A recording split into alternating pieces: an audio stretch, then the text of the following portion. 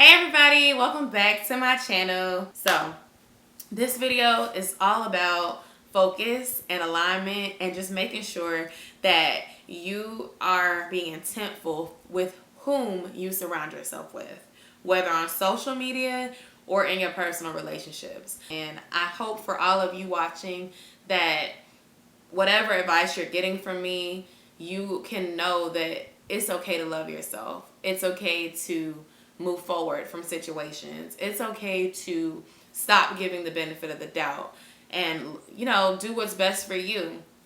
Sometimes we feel guilty about loving ourselves because we've been taught by everyone else that we don't matter.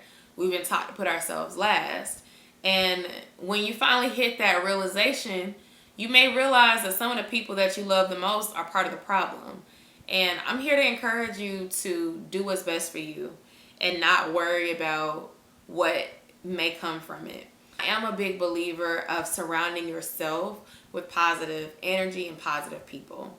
If you're trying to receive something that's big, you have a vision in your mind that is on your heart and something that you see that others may not understand, it's important to keep yourself encouraged and around those that are going to support you, root for you, or those that motivate you. Sometimes we attach to what's comfortable for us. So we end up with Facebook friend lists and Instagram followings of people that we've known for over 10 years. Those people never engage with your content. The people never like your stuff. And it's almost like they're just taking up space. I encourage you to use your social media wisely. I intend on doing a social media sweep very soon. And this sweep is going to take place on all my social media. When you are constantly surrounded by people that are draining you, it can have a subconscious effect on what you feed yourself. So, although you may love some of the people that you went to high school with, they're still in that place mentally. They're always in dramas, always baby mama, baby daddy, I'm about to fight this girl type stuff. But you're trying to get to a level of elevation. You're a positive person. You're trying to get a new job. You're trying to get a house. You're trying to get a new car. You don't need to have your mind focused on that drama. Now, of course, Facebook has some really cool features where you can mute people, you can unfollow them, you can snooze them for 30 days. And I think Instagram adapted some of this too. But it's like, if you're finding that you have to consistently mute certain people, unfollow certain people to get away from them, they may not need to be on your social media at all. If this person follows you, but they never like anything that you post, they never engage with anything unless it's something bad, you may want to consider why they're there in the first place. I don't think of myself as a celebrity. I don't think of myself as a future celebrity. I see myself as a positive influencer. I see myself as someone that can inspire and motivate and help others. But my thing is, you have to surround yourself with what you want. You are what you attract. So for me, my top two goals are YouTube growth and weight loss journey. Recently, I've joined a lot of groups around that. I'm in a lot of engagement groups. I'm an admin in a couple of Facebook groups.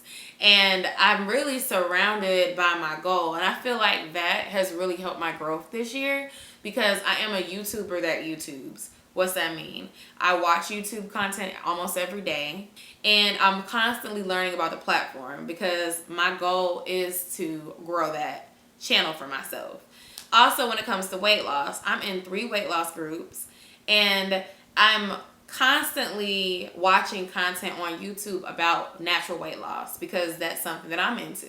So it's like, you got to use your social media in an impactful way to whatever your personal goals are. And with the daily stuff that you are consuming, television, social, people that you're speaking to, people that you're texting and talking to, they have to be people that are positive and that are rooting for you and that are going to keep you in that positive place. If you're around people that are negative, draining, you got to be able to detach yourself. As an influencer, as a person that has given advice and put my life out there, sometimes I attract broken people. I attract people that look like what I used to look like when I was going through that dark place.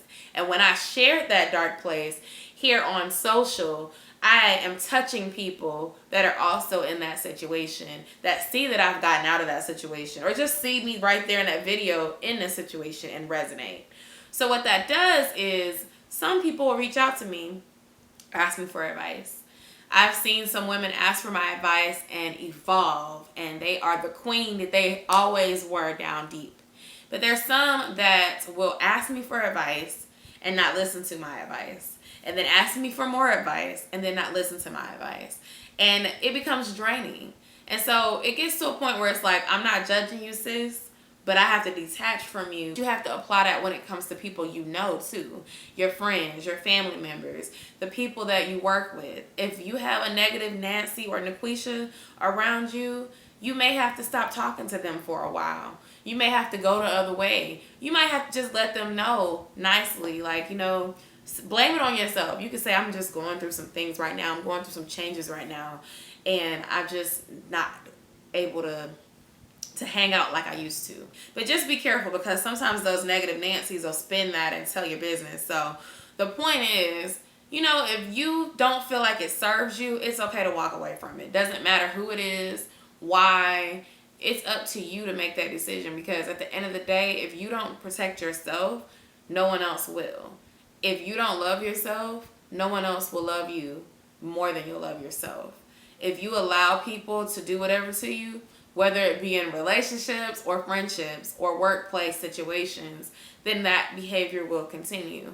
So I encourage you to go through a cleanse, a social media cleanse, and a personal relationship cleanse, in that you analyze who these people are in your life and decide if they should be around you or not. I'm realizing that it's time for me to be a little more selfish and a little more focused. I have what it takes to get to where I want to get to, but I let a lot of other people's mess get in the way because I was trying to be a fixer for everybody. I was trying to be able to help everyone and make them understand and make sure they're right. But at the end of the day, if I'm making sure everybody else is right, but I'm not right, where am I going to go? Where am I going to be? Who's going to have my back if I don't have my back?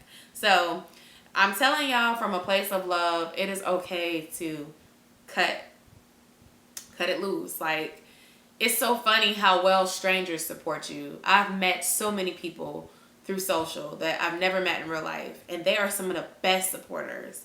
The people that you know may not always support you, and that's okay, because the thing is, when you grow to where you want to get to, your family and friends can't be your only people purchasing. You're gonna have to get to bigger and better and beyond, because you don't know 1 million people. You don't know 50,000 people. You don't know 100,000 people. You may only know 10,000 people. So if you only want to be as big as those 10,000 people, then I say, yeah, keep focusing on who you know already.